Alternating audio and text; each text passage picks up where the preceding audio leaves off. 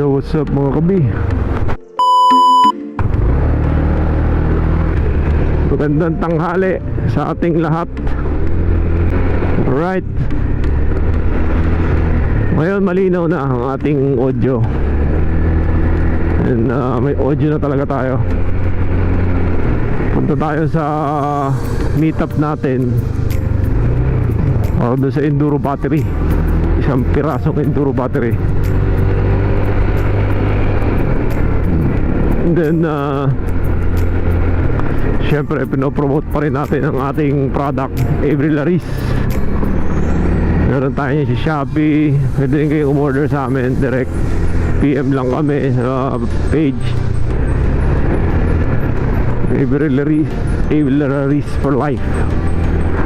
Napakasarap niyang gamitin kung halimbawang nagbumotor, pahid mo lang, yung init mo wala, maibsan ang lamig. Pwede na. Kaya talagang napakaganda niya sa pakiramdam. For today's vlog, samahan niyo ako mga kabi sa mga small rocket lakad natin. Punta muna tayo dito sa may Tagapo, sa may 7-Eleven. May meetup lang ako. Medyo mainit today. Today is ano ba ngayon? Natin sarili natin. Saturday, October 14. Almost 3 p.m. 2:45, 2:50. Dito tayo sa kabaan ng MSR Highway. Yan sa malapit sa amin sa Golden City. So ayun na nga mga kabi, yesterday nag-event tayo and still the same. Wala pa rin bumili.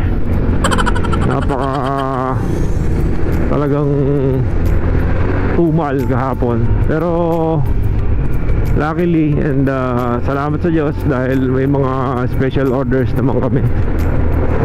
Kaya nabawi din namin. Papagawa na rin pala ako ng sticker mga kabig. Kahit konti lang ang followers natin, gusto ko lang itong ginagawa ko. Kasi mas maganda yung gusto mo yung ginagawa mo alam mo yun. Actually ito yung ano ko first motovlog ko talaga na maganda yung clear cap, clear yung kuha. Then clear yung voice, mic, everything is clear. Maayos ang pagbablog. Planning pa nga akong bumili ng isa pang GoPro para dito sa ano natin, sa harap. Lang pag-iipunan pa ulit yung budget. Siguro kahit GoPro na mababang quality lang, pwede na rin yun. Kasi actually maganda yung 12. Nakita ko yung 12 okay yung 12 syempre hindi tayo pwedeng basta-basta na lang ng walang budget. Kasi mahilig din talaga ako mag-video, mahilig din talaga akong magganito, lalo na sa motovlog. Ito talaga yung gusto ko. Sabi nga nila, gawin mo na kung ano yung gusto mo dahil may kiling ang buhay. Nax. Diba?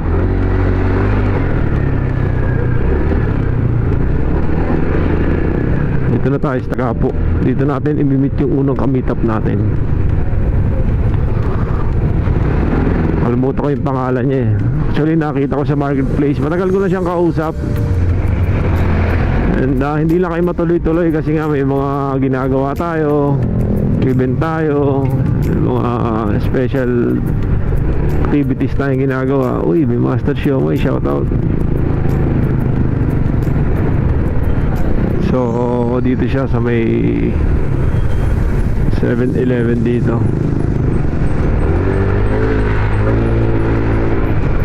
Kamote rider ang ginawa natin doon mga kabi. It's a kamote ride kuya.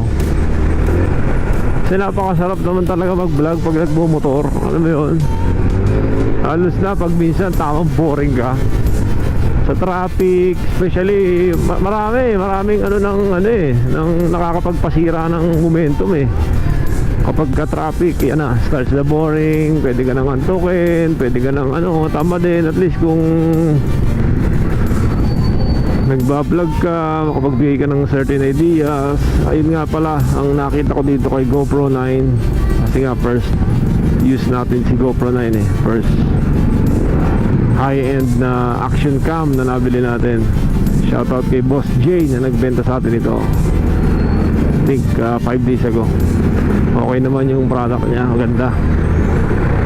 And nag-add na lang tayo ng mga kung ano-ano accessories para magawa natin to, para mangyari. Maganda yung 2K, 2.7K resolution niya sa 60 fps. Actually yun ang gamit natin ngayon. Okay din yung 1080 60 fps na wide. Yun yung mga first edit ko na nakita ko sa kanya na without microphone. Maganda siya, maganda. Ganda ng viewing nito. Panalo mga kabi. Solid siya.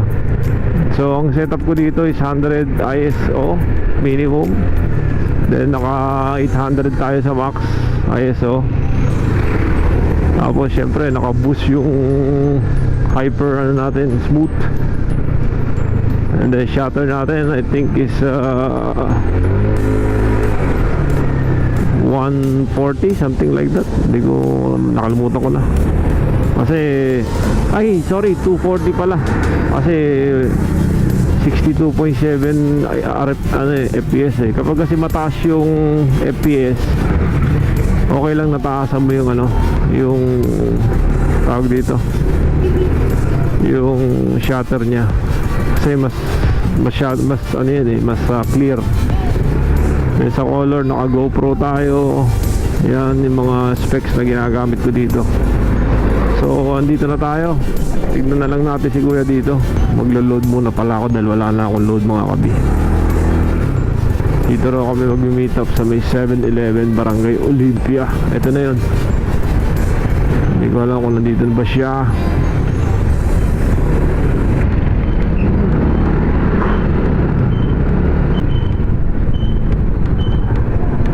Alright.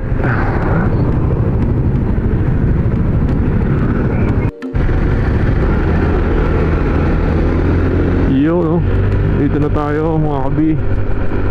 Tapos na yung transaction natin dun kay Kuya. And medyo pumaspas tayo ng konti kasi almost 4 na. Kailangan medyo mabilis-bilis tayo kasi yung next na pick up natin is sa Pasay pa. So talagang gusto ko makarating ng maaga doon kasi may dadaanan pa ako dito kaya Puri.ph. Baka kumuha din ako ng isang battery sa kanya enduro battery, para dalawa yung enduro battery natin mga kabi. Kaya medyo tayo ngayon, medyo fast riding tayo ngayon mga kabi. Tayo nagmamadali pero we are in the... Then kahapon may nakita nga pala ako mga kabi na Click 160. May Click 160 na pala Siguro ang ganda nun. Ito na ang traffic ng Laguna. Coming out of traffic na si Laguna.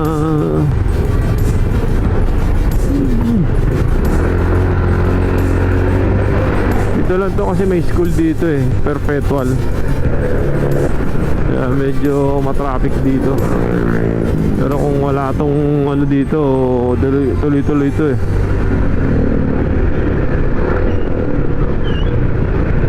Straightforward.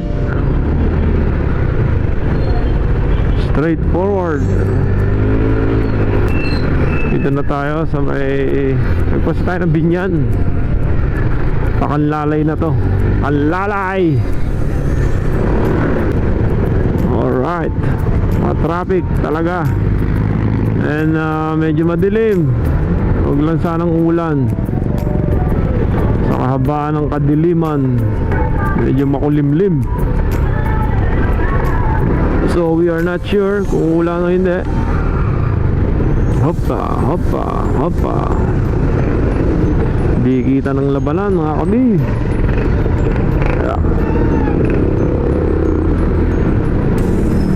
Talagang hindi ka marunong magmotor, hindi ka makakawala.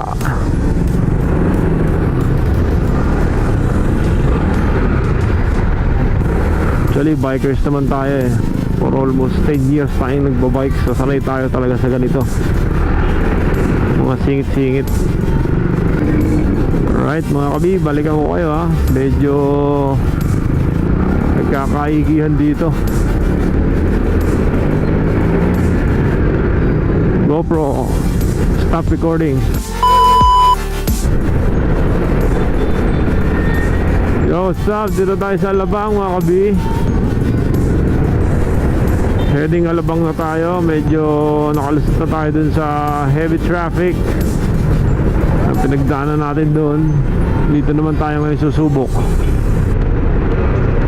Grabe, rush hour na kasi 4 almost 5. Mama si kuya nalabas pa yun pa eh. Dito matraffic din dito. Another traffic momentum. Pagka ganitong traffic, kailangan talaga mahusay kang pumuesto. Usapang pwestuhan. Kailangan wala kang alinlangan pag pupwesto ka. Kagaya yan, si kuya ayaw niyang iabante, hindi tayo makakapwesto. Opa. Kasi ano na to eh, BCR to eh. Itong experience ng ganito, nakuha naman natin to nung kasalukuyang food rider tayo. Kaya talagang nagkaroon ako ng experience sa ganito. Lumalim yung idea ko pagdating sa riding. Naging hindi naman maalam na maalam, pero pagdating sa mga traffic, alam natin yung tamang diskarte. Saan tayo lulusot, saan tayo papasok, saan tayo sisingit.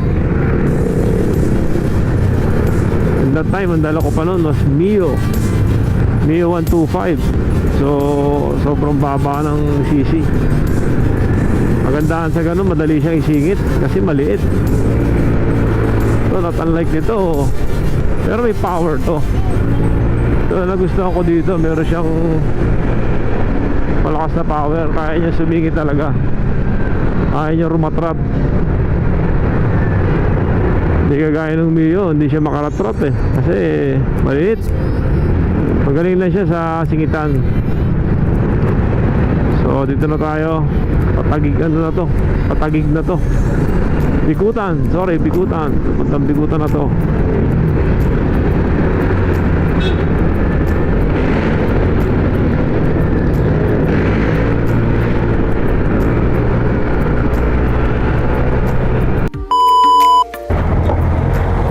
Okay na mga kabi, nakuha na natin. Thank you sir ha. Medyo na tayo.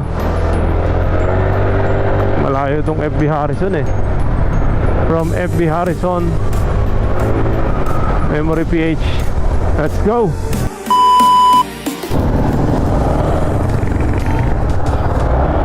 So yun, pauwi na tayo mga kabi.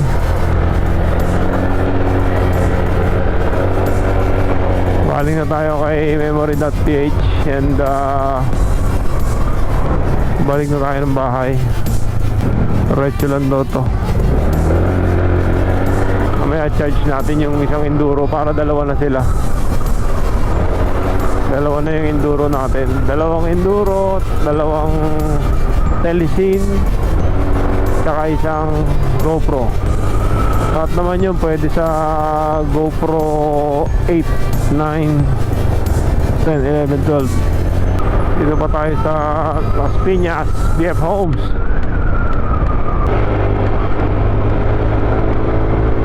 Diretso na to mga kabi. Tignan natin ang night ride. Night mode nito. Kung kumusta ba ang night mode ni GoPro 9. Mabagsik. Ano tayo magpagas? Abot pa naman yan. Ay nako, may stress ka talaga. Sabi, mas lalong nakaka-stress na magmotor. Hindi kagaya dati, okay pa eh. yan talagang matindi na, oh. Grabe. Sa dami ng motor, sa dami ng jeep, naglalaban na lahat. Nagsasama na gano'n na, nagpapadamihan na. Ay nako, medyo magiging ano na tayo dito, kamote rider. Sa sobrang traffic, ay nako, patay ka dito sa Muntinlupa eh. Sibmur.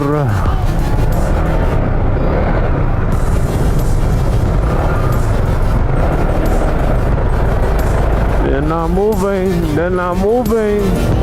Let's go.